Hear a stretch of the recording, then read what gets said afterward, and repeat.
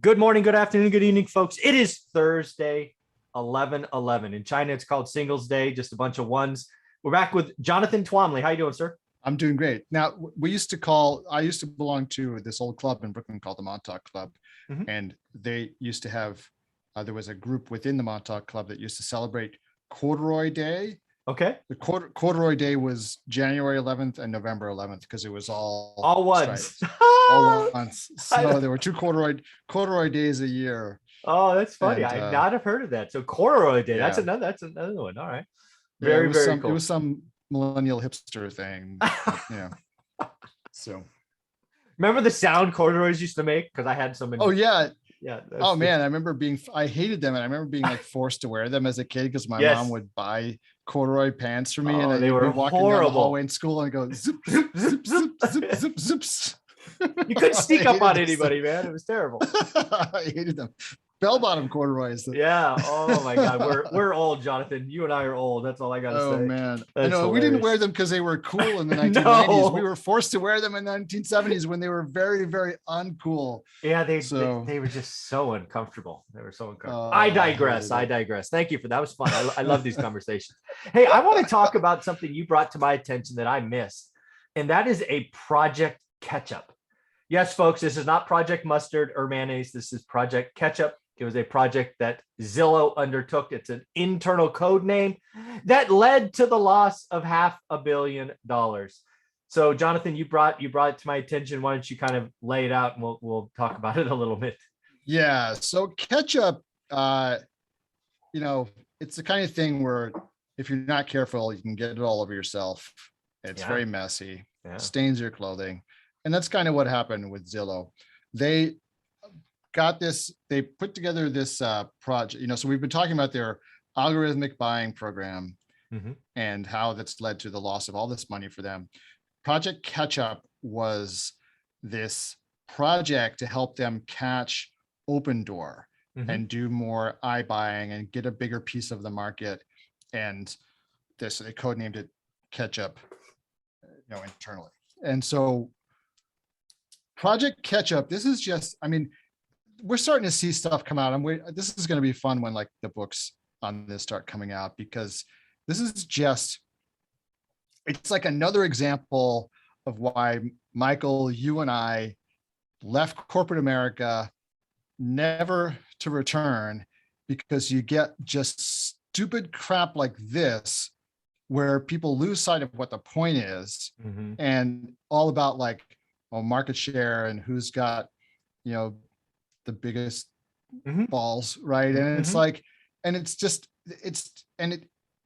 oh man, as I read this stuff, I get like post-traumatic You get PTSD. flashbacks from being in corporate America and having to deal with this crap. Yeah. So what happened was, there's been, a lot of talk about, oh, this was really dumb iBuying. They're paying too much money for stuff. Well, turned out that it wasn't the algorithm at all. It was this Project Ketchup. And part of what happened as a result of this catch-up idea was they started overruling the algorithms and paying more money than the algorithms told them to pay in order to get market share. Mhm. And then to make up for the extra money that they were paying, they started squeezing their contractors, right? So they're telling their contractors, we want you to do more work in less time for less money, because frankly, they're a corporation and they can do that to their employees. Mhm. And they're used to treating people that way. And Mhm. it's all about, some dumb metrics that really have nothing to do with like how much money you're making or how much Yeah. money you're taking Yeah. home, or what your ultimate bottom line profit is, or any of that stuff. It's all about the top line and bragging about who's biggest, and like Mhm. supposedly someday you're going to monetize this, but that doesn't happen because the bloat just bloats yeah. more and more and more, right, within corporations. So they treated their contractors, the very people that they were depending on to get these renovations done and get them done well and get them done quickly, they screwed them all. So the contractors started saying, the hell with this. Yeah. We're not working for Zillow. I got other work to do. Thank you. Yeah, it's busy now. I got lots of people who need me right now, and they're going to treat me better, and they're going to pay me what I'm worth. Yeah. And Zillow, screw you. And so the combination of them overpaying for houses and then underpaying their contractors led to this massive problem. And here you are now with a $550 million write down. It's $500 million in cash, folks, that they have written down. Yeah, so it's bad. It's bad. And again, you're so right. I mean, I was an executive in several software companies. I took software products from 0 to 100 million repeatedly, right? One of few people to do that. And I remember sitting in rooms, 12, 14, maybe 20 executives, in making strategic decisions about who we're going to go after, right?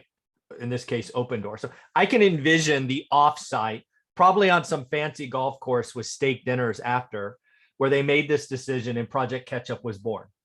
It was born in a small room with a set of people. And then what happens in projects like this is the edict comes down, market share, kill Open Door, blah, blah, blah, blah, blah. But by the time that ripples down through the organization, the game of telephone really gets warped, because I'm sure the 12 people or 14 people in the room that said that still wanted people to maintain margin and all of that.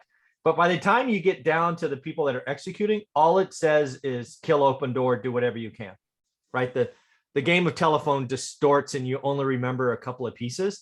And oh, by the way, it takes time. So you have distortion with layers, distortion in time. And then, oh, by the way, the guys at the bottom, they're executing at 100 miles an hour. And the only time the executives hear what's going on is when they get their quarterly reports 30 days after the quarter's close, right? Because they don't know what's going down in Arizona and Scottsdale and LA and wherever else they're buying. It doesn't shock me that Project Ketchup started this and that it ballooned to $550 billion. And again, folks, Zillow initially reported 9,000 homes they had to get rid of. It's now proven to be 18,000. 9,000 was only the hangover from Q3. They still have Q2 stuff they're dealing with. And that's because contractors and some supply chain, no doubt. But yeah, if you're paying too much, then you grind the people in the middle. You are left with unsold homes and incomplete projects. And now they probably have homes, Jonathan, that are in worse shape today than the day they bought them.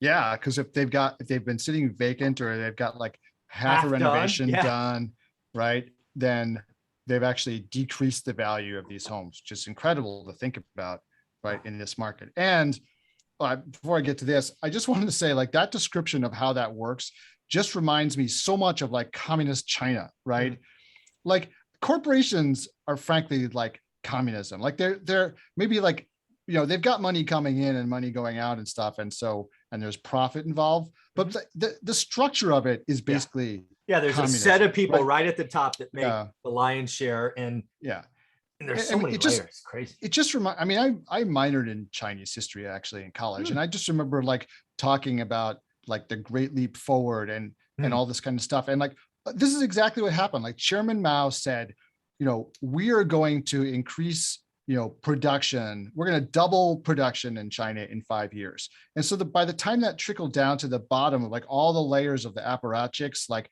squeezing the person below them to get stuff done, that like, by the time I got to the bottom, half the stuff people were doing to raise production was like really short-term, like slash and burn, kind of like, you know, we're going to like eat the seed corn kind of stuff to make the production happen, or just lying, right? Yeah, exactly. Just lying to make the numbers up, right? And that's what happens in these like top-down hierarchical organizations, you know, and they very often don't listen or care to what the people on the front line are actually seeing and doing, right? They don't care. And they won't listen to them if they tell them. Well, I want to clear. It's not that they don't care. It's that they don't hear it, right? Well, that's what I mean. The distance between here and here is astronomical. And just like the telephone game down, it works the other way. And at some point, again, lying is absolutely the right word, right? They're twisting the story. You know, I see it all the time. And I mean, That's crazy. This is why just a huge reason why I got out of that world. Out of here. Yeah, and the thing is too, like, honestly, like, and this is like why small businesses are great. And I mean, they've got other problems, right? But like, who cares if you're at Zillow? Who cares? Like, oh, we're going to go after Open Door. Like, who gives about Open Door, right? If they focused on, let's do the best, like, let's have the best product out there. Let's make the most money of anybody else, right? Yeah. All that would take care of it. They would beat the pants off of Open Door if they focused on what mattered rather than like the goal of, they had the whole goal wrong. The goal shouldn't have been to like beat Open Door. The goal should have been to like be the best in the world at this, and the rest of it would take care of itselm. But right? Jonathan, that takes time. That's no fun. You report your numbers every 90 days, and the CEO needs to, you know, I'm trying to be funny. Well, I mean, it's, I don't know. I think it would take time to beat Open Door too, right? But they weren't thinking about the market share was the wrong number. But right. Again, I know why they picked it, right? Because it's a number that they can go, hey, we bought 17,000 homes and Open Door bought 13. So we're, I don't know, 84% of the market. That's the wrong freaking metric. I tell people all the time, and again, I'm trying to do my best to equate Zillow's errors to mom and pop investors and syndicators. Zillow broke two cardinal rules. One, they overpaid.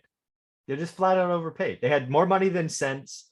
They had the wrong metric. And yes, folks, some of you all doing deals today on social media, you are guaranteed to lose money.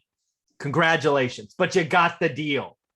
Yeah. What's the problem? And then second, when things got rough, they beat on the people that they shouldn't have beat on. They beat on the contractors. The goal should have been to have the best quality and get out with the smallest loss. You were done the day you bought it. You were toast. You should have tried to manage the loss. And now that they didn't, they tried to grind the middle. They've delayed projects. They have contractors that won't show up. They probably are taking the cheapest bid because it's the cheapest bid. It's just a recipe for disaster. Yeah. And I am not shocked they lost $500 million. They also drank the Kool-Aid, right? Oh, because the Kool-Aid was like, well, we can overpay because the market is going up and the market will catch up with us, right? And you and I have both seen this happen. Oh, repeatedly. You know, where like you get into this bubble mentality, and you know what? You can still overpay, folks. Like you can still pay too much, and the market won't bail you out. Especially if you're like, if you're flipping, right? And the market is not, and you're trying to like crank these things out really fast. I mean, look, if you're on a 2-month schedule to do a flip, the market is not going to move like 10% in 2 months to bail you out, right? No. So be up or down. Yeah. Yeah. So you have to like, it just buying that Kool-Aid about like the market's going to bail us out, we can overpay. Yeah. Is just, it's just but when you're driven by the wrong metrics, you get the wrong result. Right? Yeah. And for individual investors, an example of a wrong metric is unit count. I can't tell you how many people want to brag about units. Units are an unimportant number. Tell me about cash flow. Tell me, something else. And it's not unit count. It's just the classic, like it's not what you bring in, it's what you keep. Yes. Right? Yes. It is not what you bring in, it is what you keep. We'll say it again. It doesn't matter, this basically. Well, see, I'm the kind of person, I don't like to talk about money. I don't talk to my parents about money. I don't like about how much I make. I don't tell my kids how much I make. Like only my wife, and sometimes not even her. Right? So, I've been there. And it's not because I'm hiding anything. I just don't like talking about stuff like that. Right. So, and I don't want, like, frankly, I don't want to talk to my parents about it because I don't want them making any kind of judgment about me, about how much money I make. I don't want my kids I don't want to talk to my kids about it because I don't want my kids going blabbing all over the place to their friends. Like, because they will, right? They're gonna like talk to all their friends about like, oh, my dad said he makes this much money or whatever. I don't want them blabbing that out, right? So this is like private information. You want to basically be like, the thing that should be most important to you is the stuff that you actually don't want to tell anybody else about, right? Not, and if you feel the need to like go and like brag about how many units you have or how many buildings you own or anything like that, like, your priorities are messed up because you're not focused on the right thing, right? Yeah, You're agreed. just trying to like look like a big shot, but Yeah. that doesn't necessarily mean that you are actually doing well. Mhm. And basically, I just think if that's what you're thinking, you're probably not focused on what really matters if that's what you're out there Yeah, talking about. short term thinking. Yeah. You're doing bad deals like Zillow. That's all I got to say. So Yeah. this has been fun. Thank you for bringing Project Ketchup. I can't believe I missed it. I guess it's now, Project Napkin to clean it up or something. But I did. It's like Project, Tide detergent, right? Ah, there you go. Just like get it out of their t-shirt. But there's also one thing just to wrap this up. Sure. You and I, as we do so often, called it on Yeah. this. Oh, yeah. Zillow went and sold yesterday 2,000 homes to a hedge fund. Surely it's they're not dribbling They're this not stuff done. onto the market. No. Yeah. But it's not. There's no opportunity for like the market to collapse because of this, or little guys to get No. a piece of it or anything like that. They're just going to go and just try to sell as much as they can, as quickly as they can, to like big Chunk it group off. and just make it. And they're probably going to, the ultimate write-downs are probably going to be even more, because they're going to be selling for volume discounts, because those hedge funds are not going to be buying these things at market prices, right? They want to lock in their profits. So they're willing to do like a fast deal for cash with Zillow. So Zillow can like stop the hemorrhaging, and they get a good deal. And that's why Zillow's just it's already writing everything down. So. Yeah, I'm telling folks, they're going to be out of this business by the end of the year. Zillow wants to put an end to iFlip or iBuying in 2021. They do not want to talk about it in 2022. They're going to do everything they can to get rid of 95% of their units. And it's going to be in chunks, like 2,000 at a time. So lots of fun. So Jonathan, how can people find you? So a couple of different ways. One is to Google me, Google my company, Two Bridges Asset Management. If you want to invest with me, there's an investor form that you can fill out, and we'll be in touch if you fill it out. And the other way is if you want to, talk about multifamily for free and for fun, join my Facebook group and the other 12,000 people in it.